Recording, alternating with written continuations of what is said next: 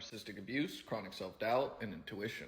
If somebody undermines your intuition every single day of your life for years, meaning no matter what you do, whether it's parenting, running a house, business, finances, when it's really severe, I've seen it all the way down to how you take care of yourself, and the individual believing that they're entitled to, crossing over and meshing, and undermining even your most basic of human intuition. How I attach to the world, how I navigate it, and the decisions that I make. And when I say all the way down to criticizing the way you brush your teeth, I'm not kidding. I've seen it. If you experience that in your immediate environment, day after day, year after year, the person is constantly evading accountability for their behavior, eventually the subconscious mind begins to adapt to survive in that environment.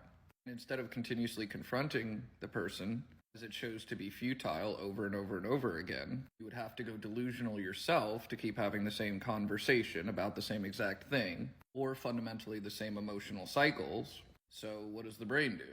If it stays in that environment, it tends to adapt, to operate within the projection or the frameworks of the person who is continuously undermining in order to avoid the constant negative devaluing criticism, narcissistic abuse. Its devaluing criticism is done through behaviors, as well as tonality, as well as expression, as well as narratives, as well as agenda. So it's a little bit more complex than just having a partner who's a bully. They tend to pathologically hide from that fact. And pathological meaning you're not piercing their veil with any sanity. So in order for the brain to avoid more and more pain and discomfort that inevitably goes nowhere, it begins to look for the least energy resistive path to not give somebody narcissistic supply while attempting to maintain functional.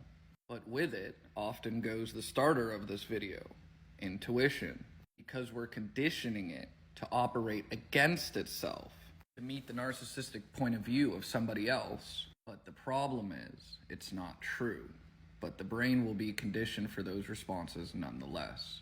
If you've experienced any of the things illustrated in this video, discounted intro session to meet me and work. Link in bio.